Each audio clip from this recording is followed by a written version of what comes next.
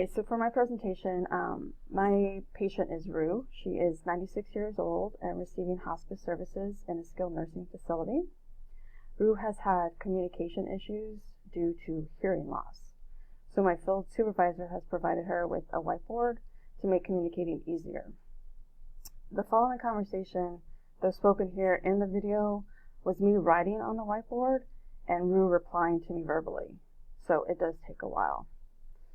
I will demonstrate person-centered theory in my session with Rue by using empathy, unconditional positive regard, and congruence. I will be working on her self-concept to help her become more self-actualized. Rue seems to be struggling with others thinking she's mean when she used to be liked and was popular. Later in the conversation, she talks about her ex-husband was mean when he was drunk, and I think she's associating being thought of as mean with her ex-husband, which is causing her some distress. Rue is also lonely. She wants to share her stories and feels she has a lot to share with others. But due to her frustration, grouchiness, staff often do not like interacting with her much. As Rue tells her story, I try to emphasize with her struggles and her hearing issues. I try to stay positive and genuine by ensuring her that I wanted to be there and that I enjoy talking to her and learning about her. I try to empower her by focusing on her strengths and allowing her to reminisce, which is essential at the end of life. I want Rue to have dignity and to feel supported in this stage of her life. Hi Rue, my name's Crystal. I'm a social work intern. It's nice to meet you. I've heard great things about you. How are you today? Hi Crystal. I'm doing good because my lawyer said I would be getting compensation for how I've been treated here. Oh, really? Compensation from the facility? Well, I don't know.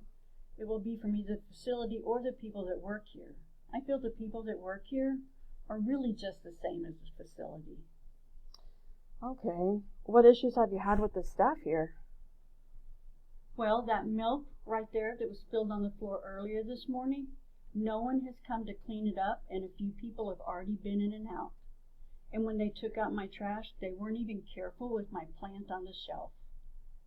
Oh, that must have been frustrating. It's like they don't respect your room or your personal items. That's exactly what it is. Oh, okay. Has your family been by to visit? No, not today. They did the other day, but it's really only one of my daughters that comes by to visit. Oh, okay. Is she the only one that lives close by? Yes, my other kids don't live close enough to visit often. Oh, that's too bad that they don't live closer. Would you like to have more visitors? Well, yes, of course. I used to be popular and people used to like me, but now I guess I'm just mean. I have lots of stories, but nobody seems to want to hear them. Oh, you don't seem mean to me. I would love to hear your stories. We can also set you up with a volunteer who can come by for an hour each week. Would you like that? Well, sure. I guess that would be good. Okay. I can see about getting that set up for you. I heard you were a teacher. What grade did you teach? Oh, I taught first grade. I taught reading. It was amazing because they came in and they couldn't read at all. And when they left, they could read. Oh, it's like magic. You must be very proud of helping all those children. Oh, yes, I am. They loved it when I played the gramophone for them.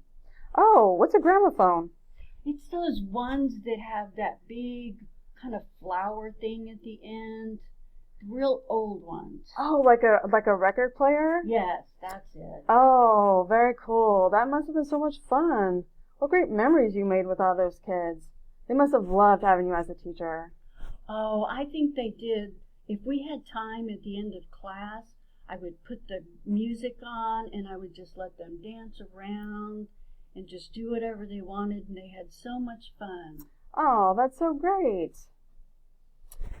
This is when a staff member came in, went over to Rue's roommate and said, "Hi, Ms. Evans, are you ready for therapy?" Because of Rue's hearing loss, she could not hear the staff member and did not know what was happening, which is why she responds in the following way. Nobody takes me anywhere. I don't know where they're taking her, but nobody comes and takes me anywhere.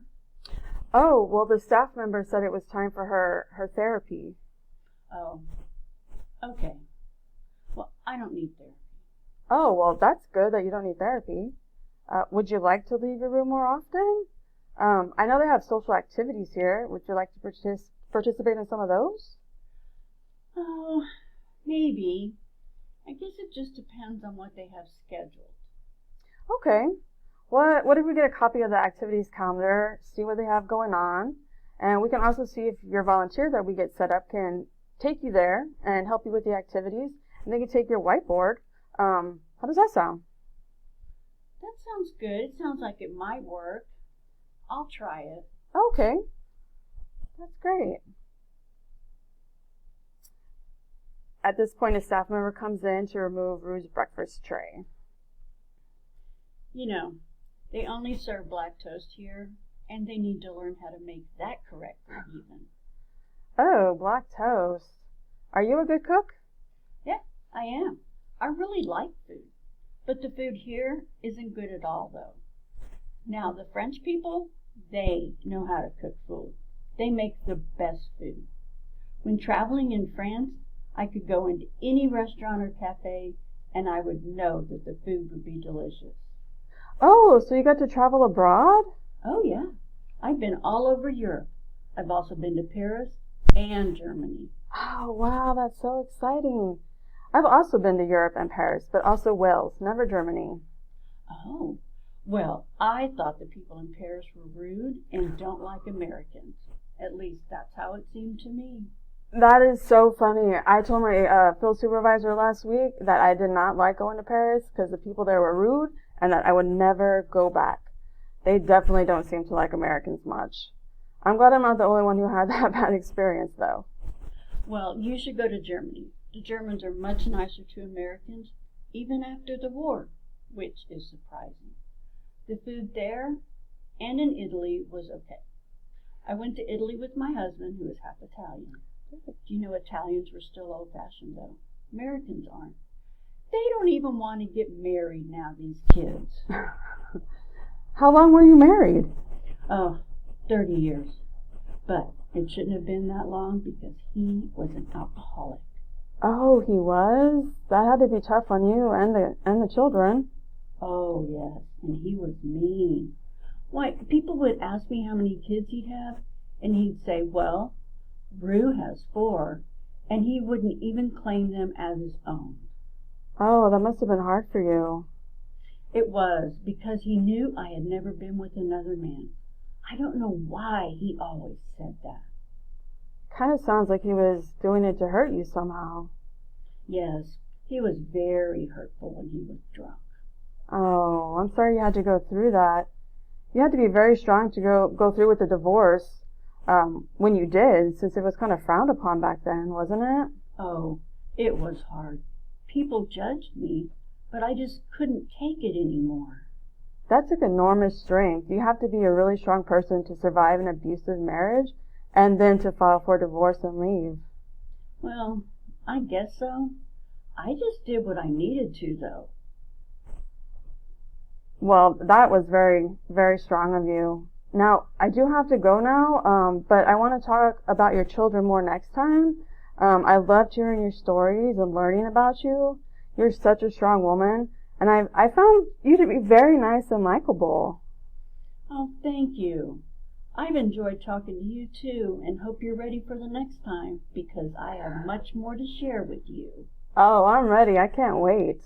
I'll look into getting your volunteer set up and getting the activity schedule, and I'll see you later. Bye, Rue. Oh, it was nice seeing you. I'll talk to you later. Bye.